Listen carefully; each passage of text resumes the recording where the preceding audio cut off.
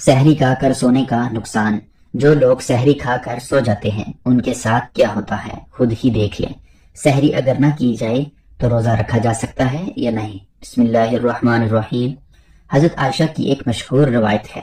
پھر جب مؤذن فجر کی اذان دے کر خاموش ہو جاتا اور فجر طلوع ہو جاتی یعنی صبح کی روشنی پھیلنے لگتی تو آپ صلی اللہ علیہ وسلم کھڑے ہوتے اور 2 رکعت ہلکی یعنی فجر کی سنتیں پڑھتے اور اس کے بعد اپنی دائنی کروٹ پر لیٹ جاتے تھے۔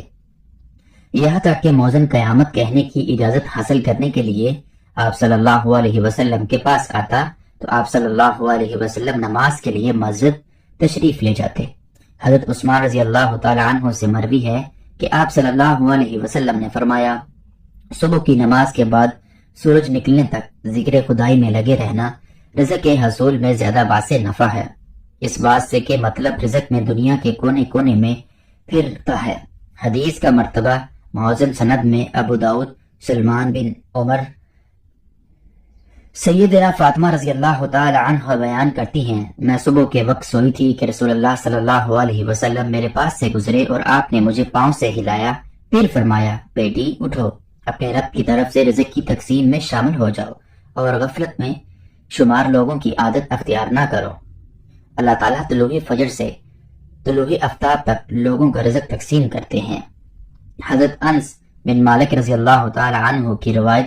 تلاش رزق کی خاطر نماز فجر سے طلوع آفتاب تک مت سویا کرو۔ حضرت انس سے اس کی وضاحت طلب کی گئی تو فرمایا، اس وقت 70 مرتبہ تسبیح تحریمہ استغفار کرنے سے روزی میں برکت ہوتی ہے۔ حضرت علی رضی اللہ تعالی عنہ کی روایت، زمین کی سطح پر کیے جانے والے 3 کاموں کی وجہ سے زمین اپنی تکلیف کا اظہار کرتی ہے، ناحق خون بہانے سے، وہ غسل جو زنا کے ارتکاب کے بعد کیا جائے، اور طلوع آفتاب سے پہلے سونے سے۔ حضرت ابو وائل فرماتے ہیں کہ ہم صبح کی نماز پڑھنے کے بعد حضرت عبداللہ بن مسعود رضی اللہ تعالی عنہ کی طرف گئے اور دروازے سے سلام کیا تو انہوں نے ہمیں اجازت دی، مگر ہم تھوڑی دیر دروازے کے ساتھ ٹھہرے رہے تو ایک باندھی آئی اور اس نے کہا کہ تم اندر کیوں نہیں داخل ہو رہے؟ تو پھر ہم داخل ہوئے تو حضرت عبداللہ بیٹھے تسبیح پڑھ رہے تھے۔ انہوں نے فرمایا کہ تمہیں کس چیز نے اندر داخل ہونے سے روکا جبکہ تمہیں اجازت دے دی گئی تھی؟ تو ہم نے کہا کہ کوئی بات نہیں سوائے اس کے کہ ہم نے خیال کیا کہ گھر والوں میں سے کوئی سو رہا ہو۔ تو عبداللہ رضی اللہ تعالی عنہ نے فرمایا کہ تم نے ابن ابی عبداللہ کے گھر والوں کے بارے میں غفلت کا گمان کیا۔ راوی نے کہا کہ پھر حضرت عبداللہ نے تسبیح پڑھنی شروع کر دی، یہاں تک کہ پھر خیال ہوا کہ سورج نکل گیا ہے تو باندھی سے فرمایا، دیکھو کیا سورج نکل آیا ہے۔ متعدد روایات میں ہے کہ اللہ تبارک و تعالی صبح صادق سے لے کر طلوع آفتاب تک مخلوق کے لیے رزق تقسیم کرتے ہیں، یعنی جو لوگ اس پورے وقت میں غافل رہتے ہیں وہ رزق کی برکت سے محروم رہتے ہیں۔ اس حدیث سے یہ بات معلوم ہوئی کہ یہ ممنوعیت صبح صادق سے لے کر طلوع آفتاب تک پورے درمیانی وقت میں سونے میں ہے، اور اس وقت سونا غفلت شمار لوگوں کا رویہ ہے۔ اسی طرح سلف کے تعام کے بھی خلاف ہے۔ نبی کریم صلی اللہ علیہ وسلم اور صحابہ کرام کا طریقہ کار یہ تھا کہ وہ جب فجر کی نماز پڑھ لیتے تو سورج طلوع ہونے تک اپنی نماز کی جگہ پر ہی بیٹھے رہتے تھے اور ذکر ذکار پہ مشغول رہتے تھے۔ اس وقت میں ذکر خدا میں لگے رہنا رزق کے حصول میں زیادہ باعث نفع ہے۔ آج ہمارے معاشرے میں یہ ٹرینڈ بنا ہوا ہے کہ نوجوان رات کے 2 بجے 3 بجے موبائل، فیس بک، واٹس ایپ ان سب پر لگے رہتے ہیں،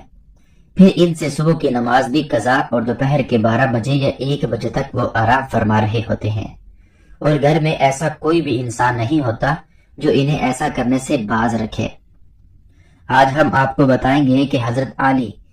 رضی اللہ تعالی عنہ نے ایسے نوجوانوں کے بارے میں کیا فرمایا اور کیا کچھ ان کی قسمت میں لکھ دیا جاتا ہے جو ایسے حالات کے لپٹ میں آ چکے ہیں۔ حضرت عبداللہ ابن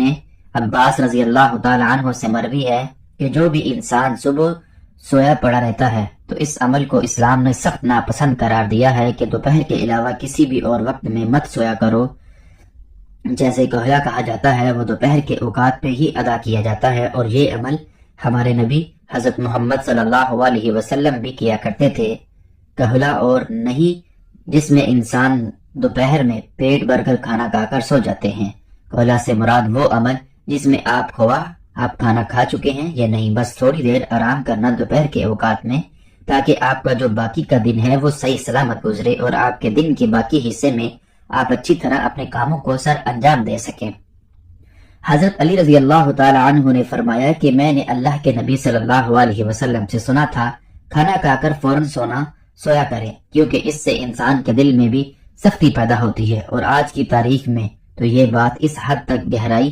تک آ پہنچی ہے کہ یہاں ڈاکٹر کا بھی یہی ماننا ہے کہ اگر انسان کھا کر فوراً سو جاتے ہیں تو وہ دل کے امراض میں مبتلا ہو جاتے ہیں۔ اور یہی بات 1400 سال پہلے ہمارے نبی کریم صلی اللہ علیہ وسلم نے فرمائی تھی۔ اب آتے ہیں حضرت علی رضی اللہ تعالی عنہ کہ اس ارشاد کی طرف جو انہوں نے فرمایا، جب ایک مرتبہ حضرت علی رضی اللہ تعالی عنہ کی خدمت میں ایک شخص حاضر ہوئے اور فرمانے لگے، یا علی، صبح سویرے جو انسان سویا پڑا رہتا ہے اس کی قسمت میں کیا لکھا جاتا ہے؟ تو جواب میں حضرت علی رضی اللہ تعالی عنہ فرمانے لگے، اے اللہ کے بندے، میں نے اللہ کے نبی صلی اللہ علیہ وسلم سے سنا کہ جو بھی انسان صبح کے اوقات میں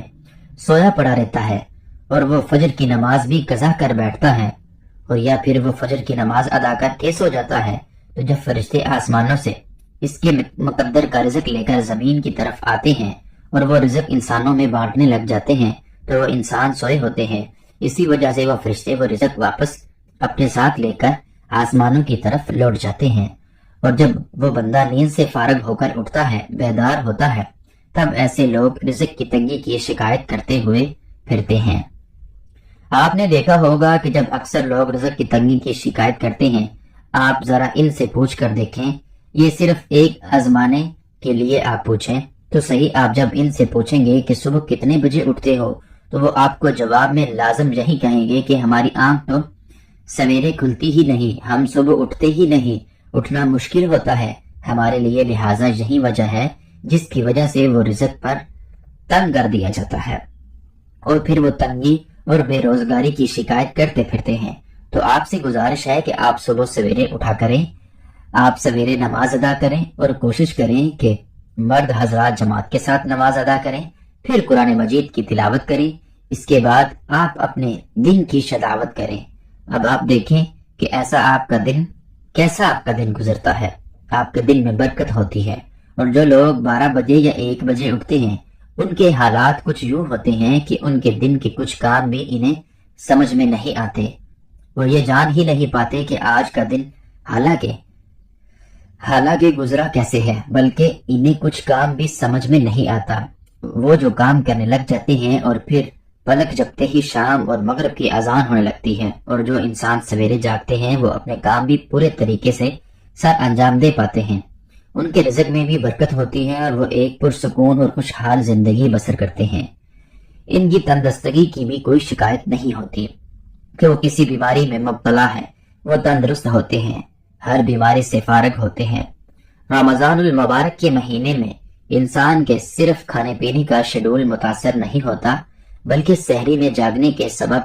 دن بھر کی نیند کا شیڈول بھی متاثر ہوتا ہے، جس کی وجہ سے کچھ بے احتیاطیوں کے سبب رمضان کے مہینے میں جہاں صحت بہتر ہونی چاہیے وہیں پر صحت صرف نہ خراب ہوتی ہے بلکہ مختلف بیماریاں بھی گلے پڑ جاتی ہیں۔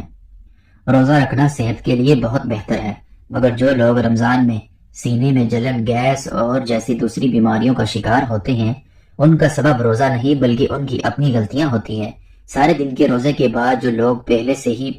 بیماریوں میں مبتلا ہو، ان کی سحر و افطار کی جانے والی کوتاہی ان کے گلے کار بن جاتی ہے۔ ایسی ہی کچھ غلطیوں کے بارے میں ہم آپ کو بتاتے ہیں۔ جو لوگ باقاعدگی سے ورزش کرنے کے عادی ہوتے ہیں وہ سحری یا افطاری کے شیڈول کے سبب پریشان ہو جاتے ہیں۔ ایسے لوگ اکثر سحری یا افطاری کے بعد ورزش کرتے ہیں، جو کہ ایک بہت بڑی غلطی ہوتی ہے۔ اس سے ایک جانب تو بد ہضمی کا خطرہ ہوتا ہے، اور دوسری اس کی وجہ سے ہڈیوں اور پٹھوں میں درد بڑھ جاتا ہے۔ لہٰذا اگر ورزش کرنا ضروری بھی ہو تو اس لیے کی جائے سب سے بہترین وقت سحری سے پہلے کا وقت ہوتا ہے، کیونکہ اس وقت میں انسان کا معدہ خالی ہوتا ہے اور صحت کے لیے بھی بہتر ہے۔ کچھ لوگ رات میں دیر سے کھانا کھا کر سو جاتے ہیں اور نیند کی وجہ سے سحری نہیں کر پاتے۔ سحری چھوٹنے کی وجہ سے روزے کا دریانیہ بڑھ جاتا ہے، جو کہ جسم کے اندرونی کمزوری میں بہت زیادہ اضافہ کر دیتے ہیں، جس سے نہ صرف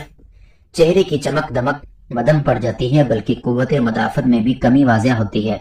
اس وجہ سے بہتر یہی ہے کہ سحری کے وقت بھلے ہی ایک گلاس پانی کا ایک کھجور ہی کیوں نہ لے لی جائے، مگر لازمی طور پر سحری کی جائے۔ افطار کے بعد پیٹ میں جب دن بھر کے اندر غذائی جاتی ہے تو انسان سستی کا شکار ہو جاتے ہیں۔ اکثر لوگ افطار کے بھاری بھر کم کرنے کے لیے سونے لیٹ جاتے ہیں، اور ایسی ہی غلطی لوگ سحری کے وقت بھی کرتے ہیں اور کھاتے ہی سو جاتے ہیں، جس کی وجہ سے رمضان کے بعد ایسے لوگ موٹاپے کا شکار ہو جاتے ہیں، یا پھر ان کے خون میں کولیسٹرول لیول بڑھ جاتا ہے جو کہ بیماری کا سبب بن سکتا ہے۔ اللہ پاک ہمیں دین کی سمجھ نصیب فرمائے اور ہمیں نیک کاروں میں شامل کرے، آمین۔ ناظرین، کمنٹ باکس میں اللہ تعالیٰ کے 99 ناموں میں سے ایک نام ضرور ٹائپ کریں۔ اللہ آپ کا حامی